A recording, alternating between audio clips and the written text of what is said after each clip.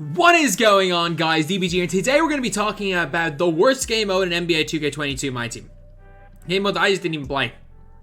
Unlimited. Like, this is how long it's been. I played 3 games unlimited. 3! I got this PS5 like 3 months ago. 3 games unlimited. One of those modes where if you don't play all like 70 games it takes, if you're not intending on getting 53 wins, this mode was the worst mode ever in my team. Like, the worst mode. There's a reason why it takes so long to find games this mode. Nobody played it. It was just straight up bad. If we're gonna be honest, it was straight up bad. It really was not good. But anyway, let's talk about what 2K have done. Let's talk about what 2K have done to try fix this. So, lads, the first thing is the no more contracts. And you might say, like, oh, this isn't that much of a difference with the game mode. This affects everything. Because if you guys don't know, for 1 game or for 5 games of my team with my squad right now. So if I ran with 13 different players here, like obviously all these players are above pink diamond, it's 13 by 600. And it's 7,800 MT to play 5 games with these. And you make about 1,000 MT. So you are losing, in 5 games, you're losing about 3,000 MT if you run a 13-man squad, which is nuts. So for every 5, so basically you're basically saving about 700-800 MT a game. It's not the worst thing in the world at the start of the year, because at the start of the year when players' ratings are low, but as soon as people go into like what used to be 600 MT per contract, it became a big issue. But a lot of people are going to be talking about the leaderboards, and I talked about that yesterday quite a bit. I talked about it on the DBG too, on the DBG Clips channel. Obviously, go sub to that channel. You guys want to hear me just talking about stuff that I just normally talk about on stream? The DBG Clips channel is there for you. But basically, as far as unlimited goes, it is the leaderboard kind of helps. The leaderboard actively encourages people to play a lot. Like, I think any other system, when people are like, oh, the leaderboard should cap after a certain point at the points so that we actually see who the best players are. In my opinion, I'm going to call BS on that. Because the only thing that matters is just giving more incentives to play the game. Like, it is more about giving people more incentives to play the game. I don't think that gatekeeping a leaderboard, I understand, like, obviously it is something that will benefit the top 0.1%. But, like, I'm perfectly fine with somebody, if the 50th best player in the world is ranked higher than the first best player in the world, the 50th best player in the world plays 150 extra games of the season. I'm perfectly cool with that. And then, yeah, so I think we're going to see, like, the likes of Carlo permanently at the top of this. But I don't think this is really anything. But this is huge, by the way. You guys can see this when it comes to season points. So, obviously you guys can see, get to the Emerald tier and get into, like, you start off on gold. So get to the Emerald tier, that's probably 1 win. It's probably just play unlimited and you can play 250k. Same broken system 5 years in a row. But you can see right here, so getting into the Emerald tier, you get 5 tokens. So it's not like a gold box, a silver box, a bronze box. So you're going to be seeing different things. I reckon they still probably have an unlimited reward. It says here, getting to the Dark Matter tier. So I'm guessing you still have an unlimited reward. But it says here your facer records need to be met to rise up. Moving up model where each gameplay progresses you. So for example, if you play the crap out of this game and you go 0-5, you're probably getting out of the gold tier. So like, if you really suck at the game, you still have a chance. Like, if you play my team unlimited enough, you're probably getting the top reward if you're competent. And by competent, if you have a 50% win rate and you just play enough, you're going to get a chance because there's no negative points. It's not about getting wins. It's not about going 12-4. It's about playing the game. It's not about having a certain win record. It's about just playing the game. And I genuinely am like, you know what? I like it. Like, a lot of people are going to say, oh, the rewards should be gatekept. I actually don't think they should. Because I think awards should be capable by anybody. The reason why nobody played Unlimited is because of SBMM basically gatekept the final Unlimited reward to the Super Sweats. It did. The mode is essentially gatekept by the Super Sweats. If you weren't a Super Sweat, you just didn't want to play the mode. And I think that was the big issue last year, was that losing really hurt. But now, like, losing doesn't hurt quite as much. Because what I'm guessing is going to be the case is every player, because you have season points.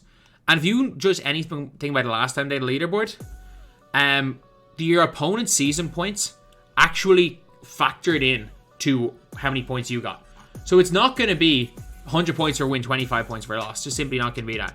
So, for example, if I beat Splash, it might be worth 3 wins against... Splash isn't even on my continent. But, like, if I beat, say, the number 3 in the world, it's probably going to be the same as beating 3 lesser opponents. So, like, if you're in... What this is probably going to mean is that if you're in high SBMM, assuming they bring SBMM back, it's going to be... And you're winning games. You're going to get the Unlimited Award quicker. Like, if you're in high SBMM, even if you're losing games, you're going to get the Unlimited Award quicker. What I'm guessing is that blowing out a player with 0 season points by 80. Like, blowing out a player with 0 season points by 80 is probably going to be, like, less beneficial points-wise to you than, for example, beating or losing to the number 4 in the world by 10. I'm guessing you're probably going to get somewhat similar points, which means that the harder your run-in is, the harder opponents you play, the more points you get. And that was what was the case in NBA 2K18. If you beat the dude who was number 1 in the world, you got a whole bunch more points. I remember, I think I got 800 points for a game before. I can't remember who I beat, but it was a European dude who was like 4 in the world. Again, it doesn't really mean anything.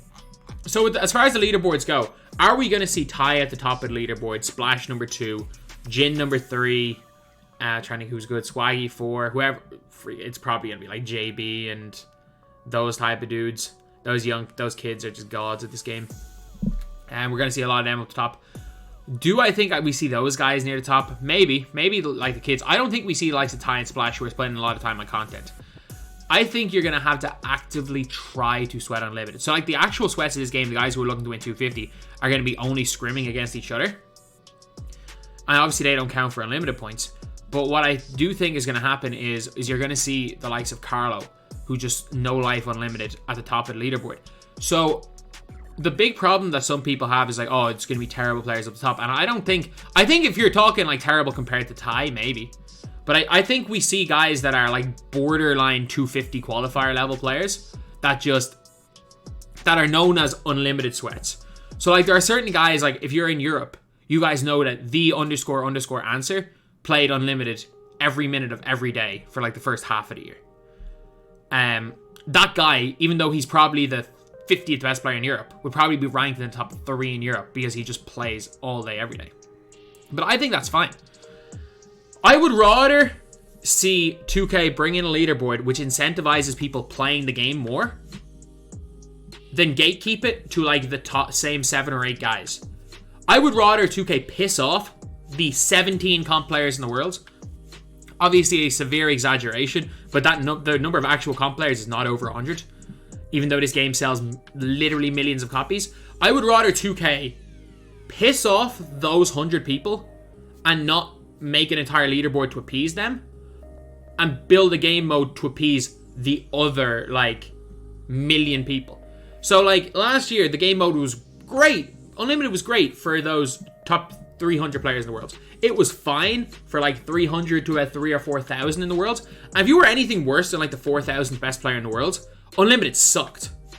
So what I hope is that Unlimited, for those guys for those other near million Myteam players, there's actually a reason to play Unlimited. And I would rather 2K do what they're doing now, which I really like how they're doing this whole system. This makes SBM, if they do this point system correctly, it can make SBMM worth it. It's what I said was a big issue. But the issue was that if you kept your SBMM low, if you tanked your SBMM, you played bots, you played scrubs, and you could, as long as you didn't beat those scrubs by enough, you could go 53-0, like that, in scrubs. Or you could go 0-20, but if you kept running comp players close. Like I remember I played Danto like 7 out of 8 games. Danto was seen as the best player in Europe at the time. I was never, like, I beat him in a tournament, but I think it was a case where I win 2 out of 10 games. Like, if I got lucky, I beat him twice in 10 games. So I wasn't playing him. I was just quitting. I just kept matching up with Danto, I think I was like 1-9. And then in my next game, I played Vardo. Or no, not Vardo. I played Arto. He was like sick boy. He qualified for 250, like.